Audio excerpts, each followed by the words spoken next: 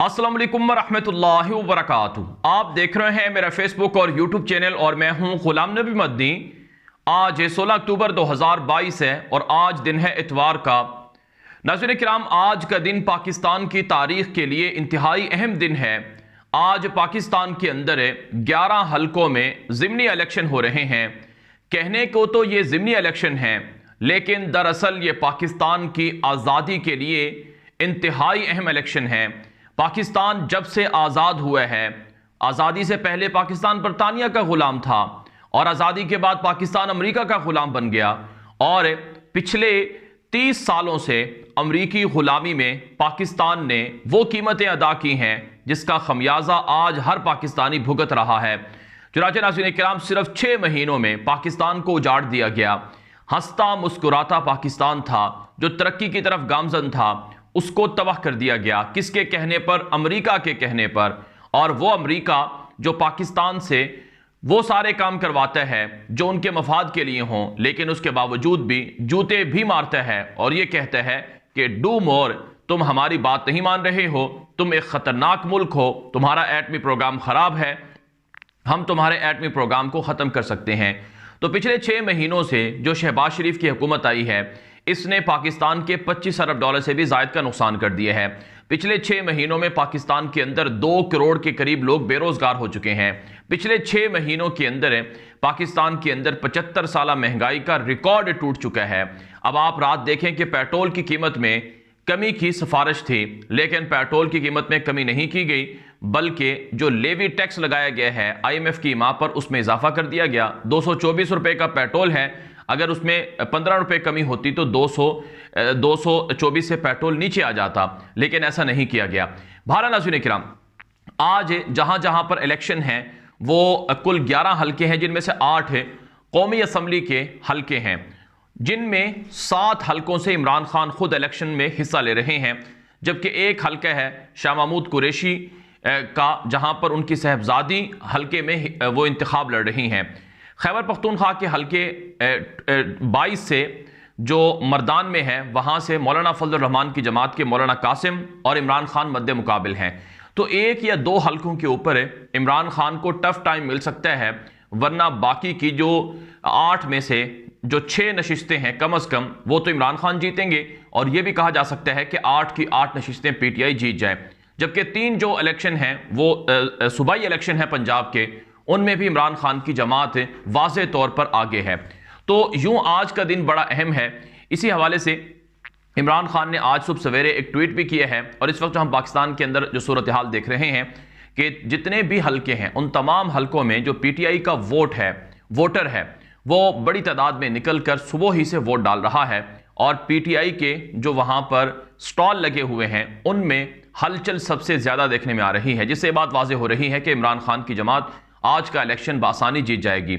इमरान खान ने आज ट्वीट में बात लिखी है कि उन तमाम हलकों में जहां आज ज़िमनी इंतखाबात हो रहे हैं, हर फर्द निकले और अपने वोट का हक इस्तेमाल करे। मुजरमों के टोले से हकीकी आज़ादी का ये एक रेफरेंडम है। हम PDM, इलेक्शन कमीशन और नामालूम अफराद सबसे नबुर्द आज़मा हैं। यानी इमरान खान ने वाज़ेह किया कि हमारी जंग इस वक्त जो PDM का टोला है, जो अमरीकी गुलाम है, उससे है। हमारी जंग इलेक्शन कमीशन से है, जो कि उनका आलाकार बना हुआ है, अमरीका के गुलामों का दलाल बना हुआ है। और इसी तरह से उन नामालूम अफराद से भी हमारा सामना है जो नामालूम अफराद सहूलतकारी का रोल प्ले करते रहे और चोरों की हिमायत करते रहे और इमरान खान की हिमायत करने वालों को डराते और धमकाते रहे। उन नामालूम अफराद से भी हमारा मुकाबला है। लिहाजा लोग इन 3 चीज़ों को सामने रखकर हमारे साथ खड़े हों और आज़ादी के रेफरेंडम में अपना हिस्सा डालें, ये इमरान खान ने कहा है। तो यूं नाज़रीन किराम, जो इमरान खान का विजन है या जो उनका नज़रिया है, नैरेटिव है, वो बासानी जीत जाएगा। और लोग पिछले 6 महीनों से सबको देख चुके हैं और इमरान खान सबको नंगा कर चुके हैं।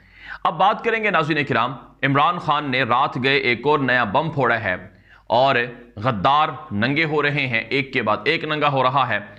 और इमरान खान ने उन तमाम चेहरों से निकाब उतार दिए हैं जो पर्दों के पीछे रहकर घनाउने खेल खेलते थे।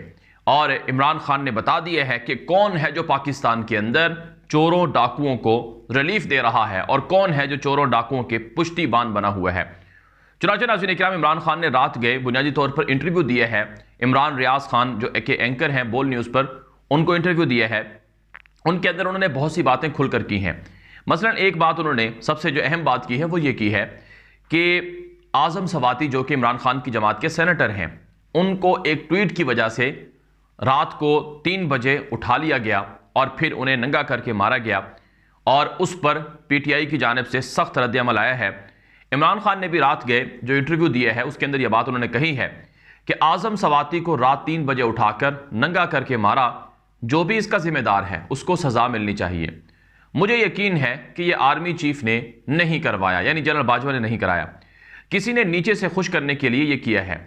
जिसने भी ये किया है उसने मुल्क को, आर्मी चीफ को और आर्मी को भी नुकसान पहुंचाया है। कोई भी इदारा डंडे मारकर अपनी इज्जत नहीं करा सकता है।